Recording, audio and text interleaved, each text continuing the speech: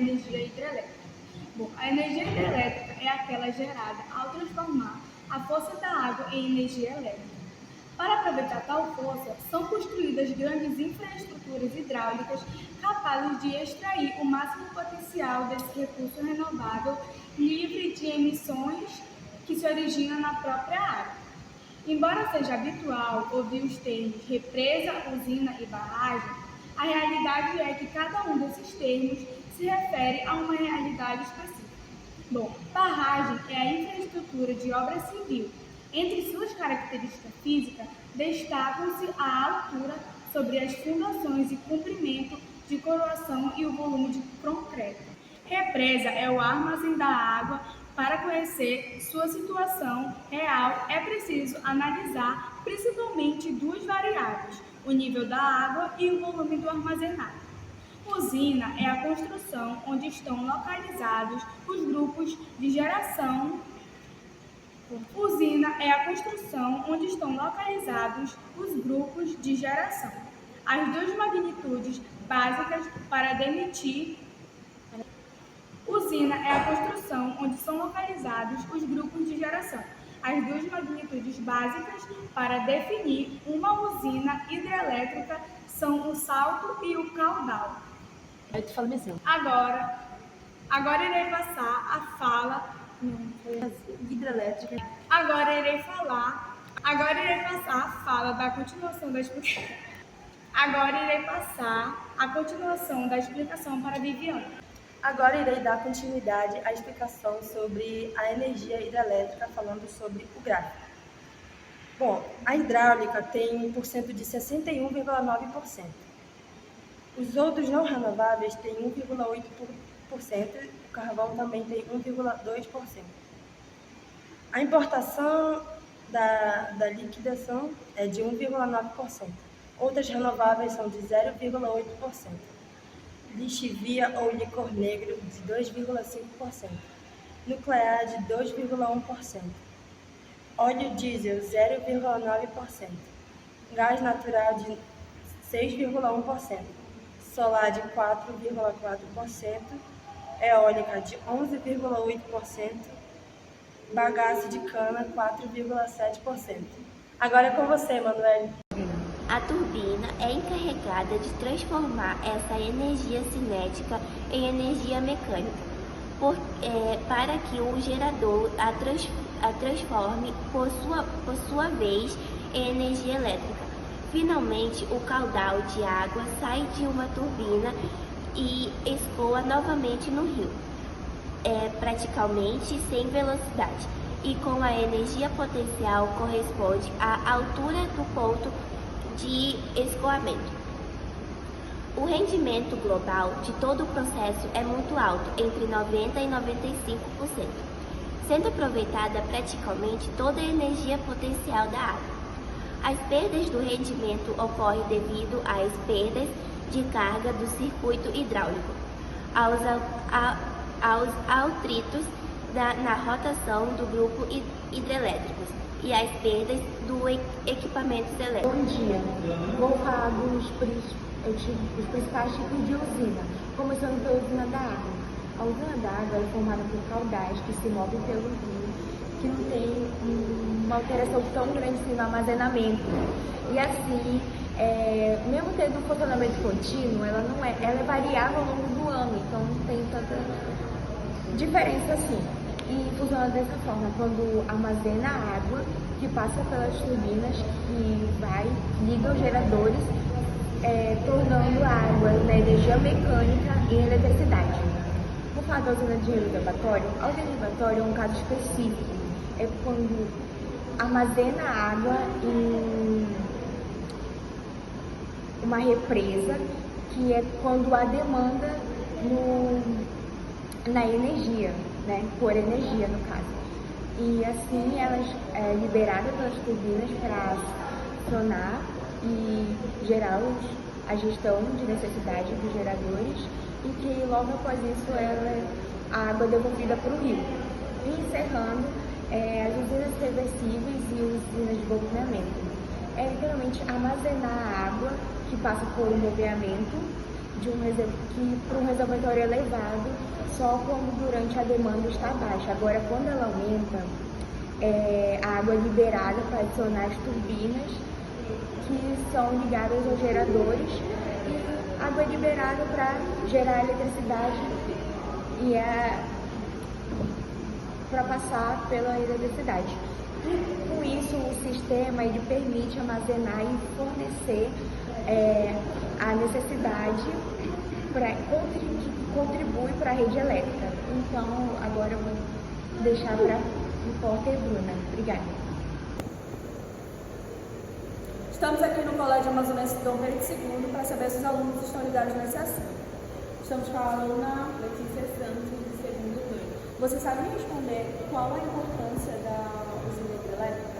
Sim, vou falar um pouco sobre o que eu sei, o que os professores têm ensinado a cada dia.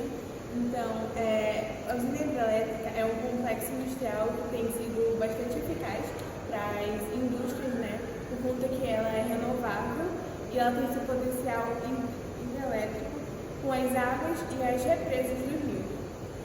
Agora eu vou falar um pouco sobre os benefícios da hidroeletricidade, que ela possui suas vantagens e desvantagens.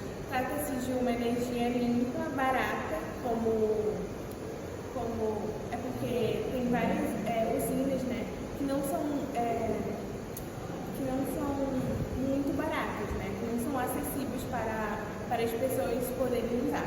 Mas a usina hidrelétrica ela tem um ponto específico por conta que ela é a usina mais acessível, mais barata por conta do seu potencial.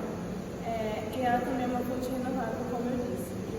Em contrapartida, a construção de uma usina hidrelétrica traz impactos ambientais e sociais de grande magnitude, além de ser um processo custoso que grande parte do tempo demora, né, para ser implantada nas indústrias.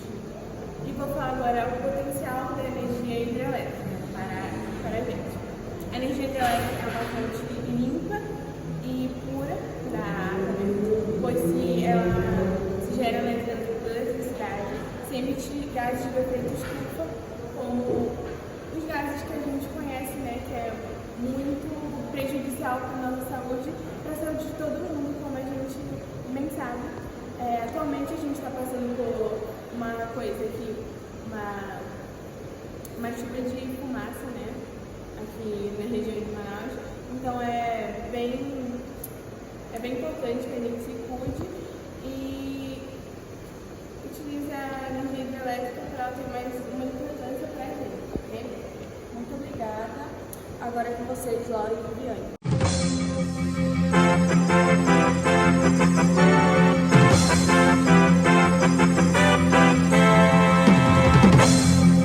Seca derruba a geração de energia elétrica em 30% do norte e conta de luz deve subir.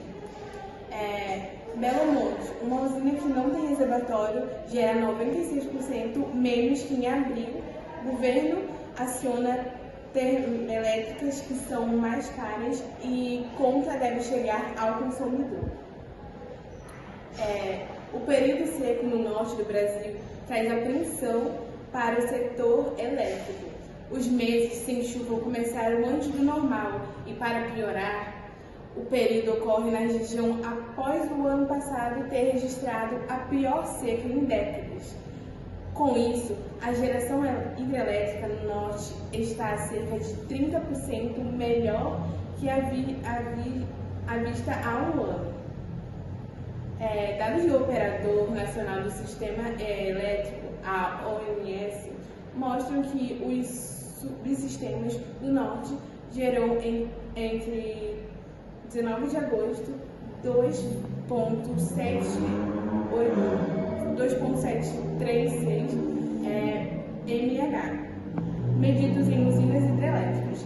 A geração é maior de 30% menor do que a vista em anos atrás. Em 20 de agosto do ano passado, as mesmas usinas hidrelétricas da região geraram cerca de 3.926 MHz. A queda da produção na geração pode se explicar por todos os fatores. Primeiro, a relação do nível de reservatório da região. Bom, e no reservatório Balbina, por exemplo, o rio Atumã tem água em apenas 30,7% da sua capacidade total. É o terceiro reservatório com menor nível do sistema integrado nacional. A seca, porém, não afeta apenas o nível dos reservatórios. A maior usina da região, Belo Monte, foi construída em um reservatório de água, mas sofre igualmente com a seca. Belo Monte é um projeto moderno que, para evitar impacto ambiental, foi construída com um concelho que usa apenas o fluxo normal do rio, sem contar com a água represada. É o que os técnicos chamam de usina fio-d'água. Se, por um lado, Belo Monte minimizou o impacto ambiental, a usina gera pouca energia em períodos secos, como o atual. A geração na segunda-feira, 19 de agosto, foi de 354. O volume de energia gerada em um dia é 96,6% menor que o pico dos últimos 12 meses. Em 30 de abril, na época das cheias e com vazão elevada do rio Xingu, a usina operou plenamente agora. A situação é exatamente o contrário. Situação comparável é vista na usina de Santo Antônio, no Rio Madeira, e poucos quilômetros de Porto Velho, em Rondônia. Por lá, a geração diária tem sido cerca de 20% menor que há um ano. Encerramos por aqui e até a próxima.